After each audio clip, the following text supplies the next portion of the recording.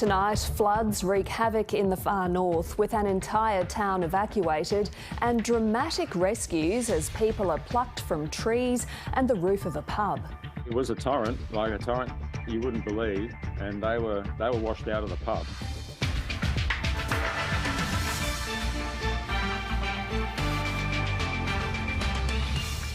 Assessing the damage, major roads cut with remote areas running low on food, water and fuel. A spectacular volcanic eruption in Iceland after weeks of intense earthquake activity. And a dress worn by Princess Diana has sold for the record price of $1.6 million.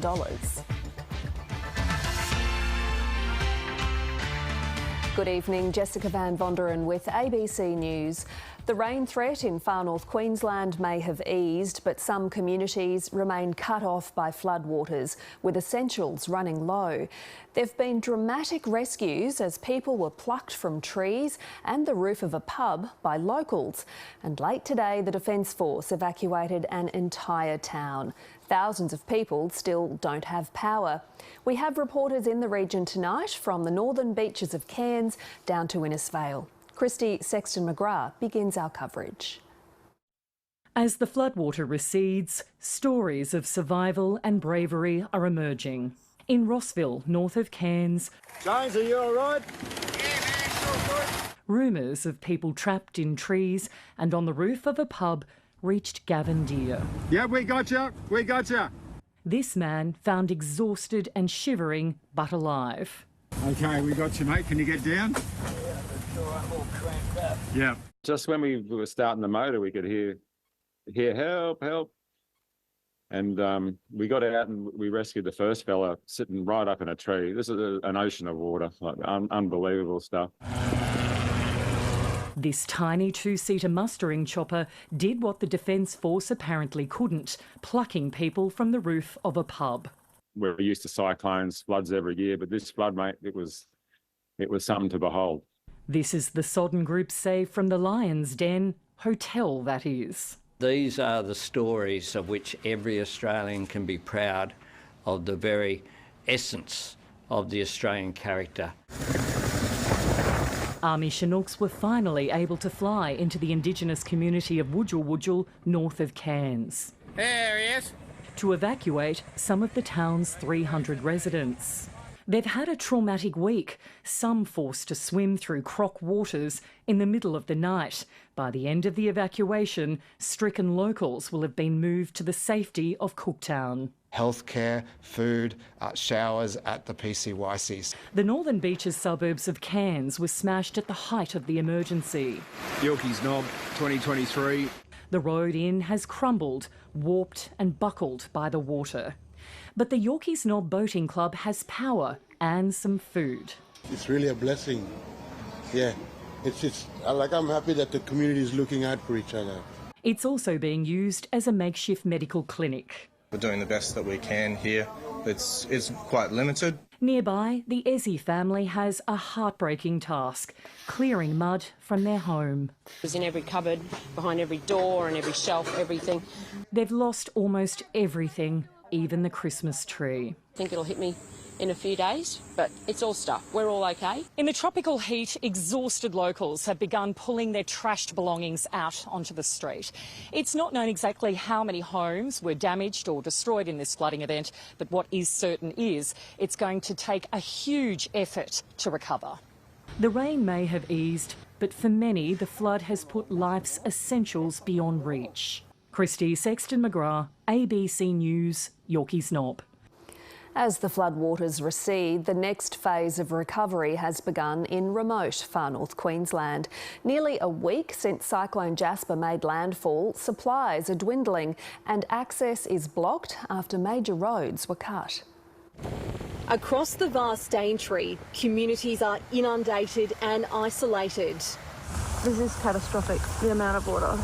Roads all over blocked by landslides and so much debris. Look at that. Residents north of Mossman have been stranded since ex-cyclone Jasper crossed the coast last week. Desperate and fast running out of supplies. We've got pregnant people, we've got elderly people, we've got people that need access to medication within the next few days. In cut-off Cape Tribulation, locals are low on food, water and fuel. As a bit of an average across each household, it's seeming to be like about 4 days per person with food. West of Port Douglas, 5 families were stranded with no power or reception. Their only exit route washed away. When I spoke to Dad, he sounded quite worried. Jessie Cunningham-Reid hadn't heard from her parents since Friday. Relief when a stranger on the side of the bridge sent proof of life. They then shouted my brother's number across to them and they took a photo and sent it to my brother. The Douglas Shire Mayor says his region is at breaking point. One of the locals from Wonga, they use the term Armageddon. And, I think that's pretty much going to surmise for a lot of people, what this has been and what this is going to feel like. The resupply efforts into areas like Mossman, Cooktown and our other isolated communities has commenced. Growers on the tablelands have faced fruit and infrastructure damage. We're ranging from 5% up to 30% losses in each. It's going to make a difference to our overall yield. And now transport issues with major routes cut. From a small business point of view, to get stuff up, it's been very hard and very slow. For some residents, it's been close to a week without power. Others in the far north are still yet to have clean running water. Many have said it felt like it took forever for Cyclone Jasper to arrive. But this flood disaster developed overnight and it's taken the region by surprise. The devastation hard to fathom just before Christmas. And Victoria Pengilly joins us from Cairns. Victoria, what's the latest there? Well, Jess, there has been some good news here today in Cairns. The airport has reopened after being closed for a couple of days. There was a mammoth clean-up of the runway, which was largely inundated by floodwaters. Now, the airport has flagged that it is up to individual airlines to resume flights, but it is largely good news for travellers who do have summer holiday plans. Drinking water has also been restored in Cairns, but people are being asked to conserve water supplies while they can and to also avoid polluted floodwaters while they can. Unfortunately, we haven't had much of an update in terms of that 85-year-old man who was reported missing from Dagara a couple of days ago. Crews are continuing to search for him and will continue to search into the night. There is also some more good news on the way for tomorrow. A one-off payment of $1,000 per adult and $400 per child for people whose homes have been inundated by floodwaters in the Cairns region will be available for tomorrow. So some short-term relief in sight, but a very long road ahead for people here in Cairns. Jess? For sure. Victoria Pengilly, thank you. Well, this afternoon, ABC News reached the town of Inisvale, about an hour's drive south of Cairns. As Pat Heaney reports, the floodwaters have subsided, leaving a muddy mess to clean up. This is Jodrell Street in Inisvale. Residents here will tell you they're the first to go under when the Johnston River rises, that they're used to the mud and the smell and the clean-up that follows. But although they braced for Cyclone Jasper, nothing could have prepared them for the torrential rain and flash flooding that followed. Stressful. We thought it was going to get up to the house. It came up 3 times quicker than the last flood and we just panicked. We didn't think it would get this high, no. We hoped it would only get to our knees, but it just kept coming up. Yesterday morning at 4:30, this road was clear. Less than 10 minutes later, there was metres of water streaming through these houses. People rushed to get their belongings to higher ground. Washing machines and dryers were taken away with the torrent. Fisherman Daryl Mason used his tinny to do a lap of the block, saving neighbours and a dog before he stopped and watched the water roll in. Some of these poor people here didn't even have a chance, eh? People across the road lost cars, neighbours lost cars. It just come that quick, it was just unbelievable. Residents have now begun the mammoth task of cleaning up, while they hold out hope that no more rain falls in coming days. Australian terrorist Abdulrahman Benbrie is spending his first night as a free man in nearly 20 years. The 63-year-old was released from Barwon Prison's maximum security unit late today, having served his sentence and additional detention for leading a Melbourne terror cell and planning attacks on Australian soil. Now back in the community, his movements will be heavily monitored by the AFP and ASIO. After almost 2 decades in prison, one of the nation's most notorious criminals is now free. Today, a Supreme Court justice granted Abdulrahman Benbrie's release under an extended supervision order, finding the risk of offending is now low enough that it is capable of being managed by Mr Benbrie living in the community. For the next year, Benbrie will have to follow more than 30 strict conditions, including wearing an electronic monitoring device, living at a fixed address with a curfew, participating in psychological treatment and de-radicalisation programs, while also being banned from associating with people convicted of terror offences. That's a good balance between a risk that we can't completely determine and means that we have to minimise that risk. The 12-month order issued despite federal authorities pushing for 3 years of monitoring instead. The judge has said it should last for 1 year, and we can all consider whether or not it needs to be considered after that. Benbrie was convicted in 2008 of plotting terror attacks on Australian landmarks, actions he denied. I'm not involved in anything here. I am teaching my brothers here the Quran and the Sunnah. He was jailed for 15 years, but his sentence was extended in 2020 for another 3 years. I'm satisfied that the defendant has not renounced or changed his previous beliefs. Then Home Affairs Minister Peter Dutton stripped Benbrie of his citizenship. But last month, the High Court ruled the laws were invalid, prompting the Albanese government to hastily pass new laws giving courts the power to revoke citizenship, although that can't be applied retrospectively to Benbrie. What I've asked for from the court, an extended supervision order, it's the strongest possible order that I was able to ask for, and that's why we asked for it. Why have they not used preventative detention legislation that exists? Why have they not done every single thing that they could? If Benbrie fails to comply with the strict conditions of his release, he faces the prospect of being hauled before the courts and being sent back into custody. The Attorney-General wants to see the court's full reasons before deciding how authorities handle Benbrie's case from here. Leanne Wong, ABC News, Melbourne. As Abdulrahman Benbrie adjusts to life on the outside, his release highlights challenges facing the federal government in dealing with accusations it's weak on national security. Political reporter Matthew Doran explains.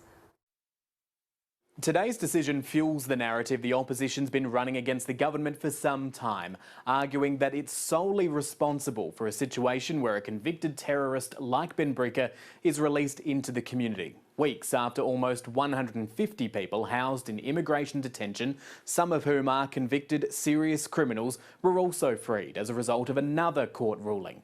In both instances, the coalition insists the government failed to use every power available to it to keep dangerous people behind bars. But in both instances, it ignores findings by judges that laws, policies and practices were deficient. Benbrie is still an Australian citizen because coalition-era laws stripping him of that privilege was struck out by the High Court. And the coalition was savaged by the judge and the national security watchdog for the way it handled previous efforts to keep him detained. Responsibility doesn't fall solely on one side of the political aisle, even though it's now a case Labor has to manage in the court of public opinion.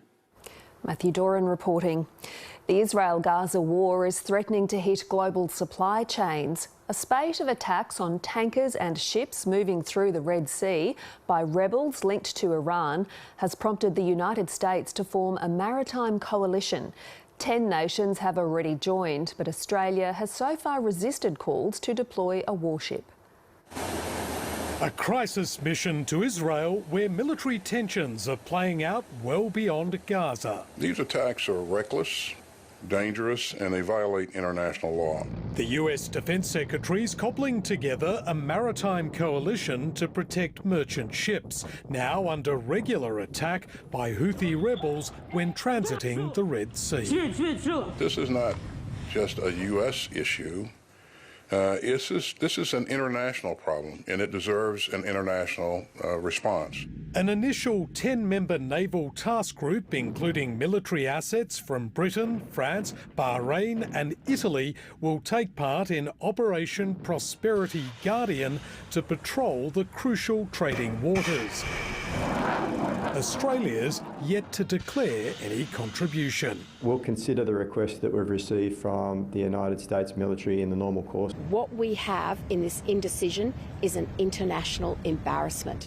The Red Sea is the artery that leads to the heart of global trade, the Suez Canal. Up to 15% of the world's trade moves through this bottleneck and around 9 million barrels of oil every day. The spate of attacks from Iran-aligned Houthi rebels has forced some of the world's biggest shipping companies to reroute, adding significant extra time to journeys and cost. Oil prices are now rising as a result. Our ships are not properly configured to deal with the threat, and we don't have enough to even do the work we need to do in our own region. Defence Chief General Angus Campbell will tonight join an international virtual meeting hosted by the US Defence Secretary to discuss the growing Red Sea crisis. For days, Australia's signalled its reluctance to deploy a warship to the Middle East, but the government could soon offer other military support. Andrew Green, ABC News, Canberra. As the international community prepares a response to those attacks in the Red Sea, there are also growing calls for a ceasefire inside Gaza. Israeli families of hostages are also putting pressure on their government, pleading for more to be done to bring their loved ones home. 73 days of fierce fighting and bloodshed, killing an estimated 19,000 Palestinians, according to Gazan health authorities.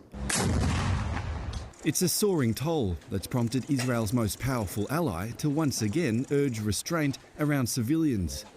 America's commitment to Israel is unwavering, and no individual, group, or state should test our resolve. We must get more humanitarian assistance into the nearly 2 million displaced people in Gaza, and we must distribute that aid better. When we spoke, I expressed again our commitment, Israel's commitment to achieve total victory against Hamas. The UN Security Council delayed a vote on a new proposal for a ceasefire in Gaza, and the US stopped short on calling for it today. But international pressure is growing. America is pushing for a restart to the hostage and prisoner exchange. Hamas says that won't happen unless the bullets and bombings stop. Fury within Israel is growing too.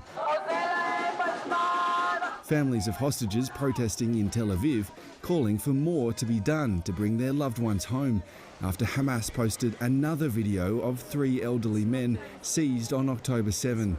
It wasn't joy for a moment to see them alive.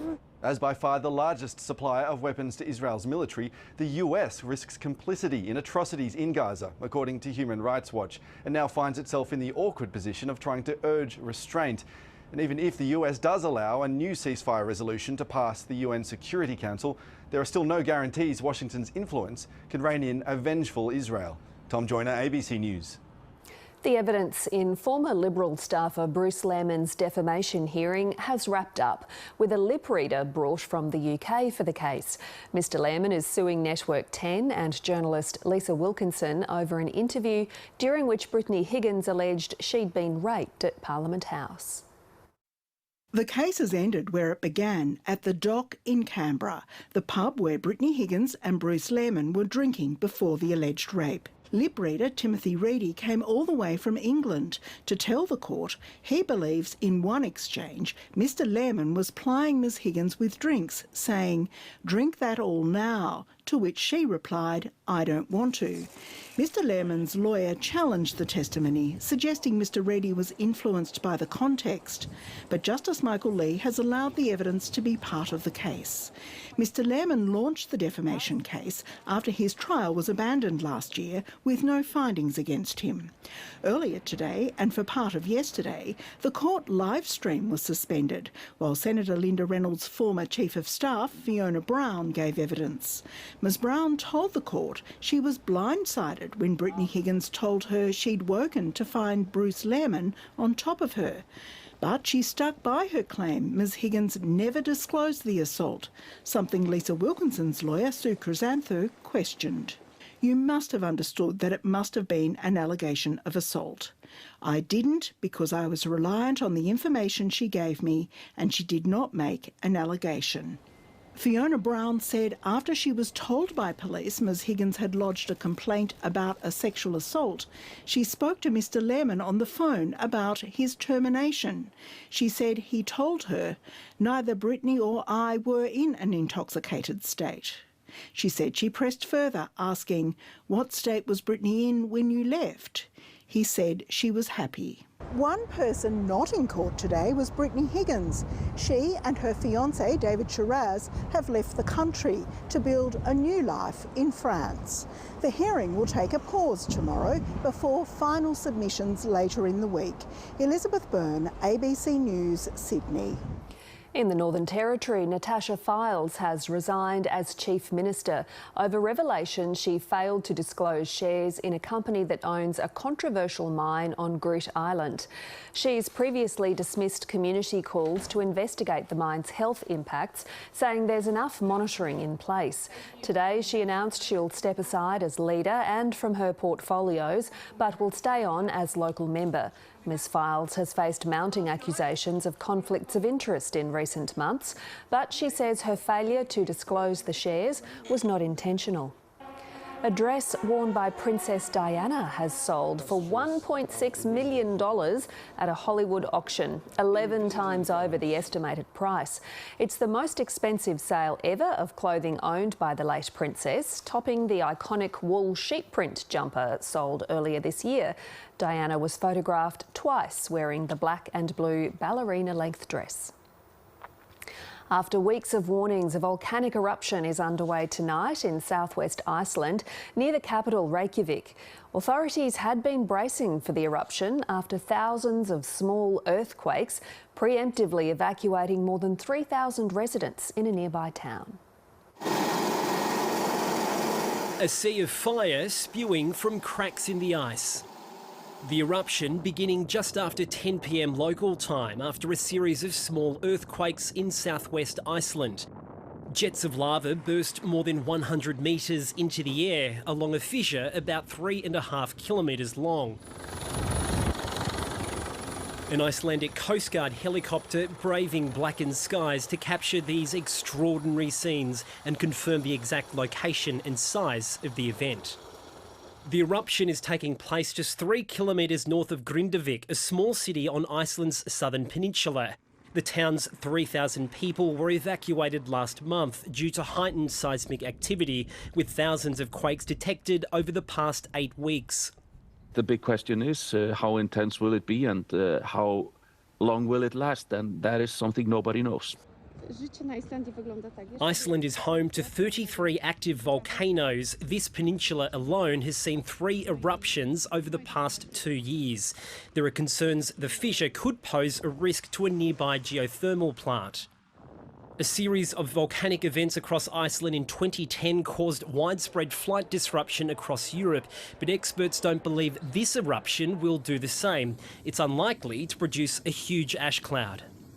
There have been no reports of injuries or deaths, with authorities warning the public not to approach the area. A spectacular sight, best seen from a distance. Nathan Stitt, ABC News. Pope Francis has formally approved the blessing of same-sex couples by Roman Catholic priests in a bid to make the church more inclusive. The Vatican says blessings will be permitted, albeit with a number of caveats. They can be offered as long as they're not tied to any specific Catholic celebration or religious service. The ruling goes on to reaffirm that marriage is a lifelong union between a man and a woman. To Finance Now, here's David Chow. The Reserve Bank has revealed that it was seriously considering another interest rate hike earlier this month. But its decision to keep rates on hold at a 12-year high was ultimately a balancing act. The RBA's latest minutes show that the board had considered that underlying inflation was higher in Australia compared to other countries, and there was a risk of inflation taking longer than expected to fall to its target of around 3% by 2025. But the bank decided not to ruin Christmas this time due to the possibility of a larger than expected rise in unemployment down the track. And the fact inflation is falling pretty quickly in other countries anyway. Markets are now betting the RBA is done with its rate hikes, a complete 180 from a month ago. They're also pricing in 2 rate cuts next year as the economy slows down. But there are many economists who reckon that time frame for cutting rates is a bit far-fetched. Meanwhile, the All Ords went up by a solid 0.9% to its highest level in 10 months. And shares of a small lithium miner called Azure Minerals jumped 1.7% after Australia's richest person, Gina Rinehart, teamed up with a Chilean mining company, SQM, to make a $1.7 billion takeover bid for Azure. Overseas, it was a solid day for US, UK and Japanese stocks, while oil prices jumped after BP became the latest company to announce it'll pause its shipments through the Suez Canal due to attacks by militants in Yemen on vessels in the Red Sea. And finally, the Aussie dollar is sitting above 67 US cents. And that's finance. Coming up on 7:30 with Laura Tingle, the experts concerned as the road toll increases for the first time in decades. The numbers are going up instead of down. The horrific limb fractures, the ruptured livers, the shattered bones, we've got to do a lot better than we are. You're lucky to see them for 5 lessons in a test or even as little as 3 lessons before they go to the driving test. Also, I'll speak to British politician and former president of the UN Climate Conference, Alok Sharma. Australian golfer Harrison Endicott will return to the PGA Tour next year after winning the Q School event in Florida. The 27-year-old from Sydney won the qualifying tournament by 4 shots from American Trace Crow. Endicott made the cut in only 13 of the 33 events he played on the PGA Tour this year. He would have been eligible for a limited number of events in 2024. Endicott's Q School win means he will now retain full playing rights on the main tour. Weather now with Jenny Woodward. And Jenny, the skies are clearing in the north. Yes, Jess, and Kate sent in this photo of some welcome blue sky from Mount Sheridan in Cairns. Hello everyone. But as you can see, there's still quite a bit of cloud there hugging the mountain and still some showers about with more widespread showers and storms on the far northern Cape. But the flood warnings are easing too, although there is a flood watch for parts of the Cape. But we did have severe storms over southern districts throughout the day. Ballera had 27 millimetres and Windora had a gust of 74 kilometres an hour. Applethorpe had 30 millimetres in just half an hour, but the warnings have all been cancelled now. To the rest of our photos, and Russell was flying on the island time in Kagari today, while at Condamine, Wendy caught this spectacular sunset. Vince was getting into the Christmas spirit in the city, and at Yangon, Helen's family are really taking Christmas decorating to a whole new level. Well, it's been another blistering day in the northwest. Urandangi hit 43, 41 from Mount Isa all the way down to Birdsville, but the figures were up to 8 degrees above average in the far west, a low of 32 in Birdsville, 28 in Charleville. Well, mostly sunny for Brisbane and Ipswich today. We had a top of 32 degrees in the city and out to the west, but it has been a little bit cooler closer to the water. Onto the satellite, and the severe storms weren't confined to Queensland. We've had a broad area all the way from the northwest down into New South Wales, and tomorrow it's going to be a windy day in Perth, 35 the top, but a chilly day in the south, just 17 expected in Hobart. Sydney's going to be wet, up to 25 millimetres of rain expected, and it will be 12 degrees cooler than today. Onto the chart, and this trough here is starting to strengthen, so we're starting to see that increase in shower and storm activity, and that will continue all the way into next week. Some significant cloud showers and storms are going to develop ahead of the coastal end of the trough, but that's good news as it will help to moderate the temperatures for a few days. And we will see some decent rainfall totals coming in, 15 to 25 millimetres possible each day, and severe storms in the mix, so it's all adding up to a very wet week ahead. Let's check forecasts, and in the north, showers and or thunderstorms, 30 the top for Weipa and Cairns, 33 in Rockhampton. Showers and storms about the southern and central interior. There'll be some severe cells and possibly some raised dust out near the western border, 34 in Charleville. And cloudy about the southeast with showers and possibly some late storms, 31 expected in Bundaberg, 29 on the Gold and Sunshine Coast, and 30 for Toowoomba. And for the city, partly cloudy, 31. We might see a late shower in the evening, 33 for Ipswich. On the bay, we've got northeasterlies to 15 knots, and and then a little bit cooler later in the week. It'll be showery and wet all the way up to Christmas, Jess. We're looking at about 15 to 20 millimetres. Friday's going to be the wettest day. I like the sound of cooler weather. Yes. Thanks, Jenny. That is ABC News to the moment. Time for 7:30. Have a good night.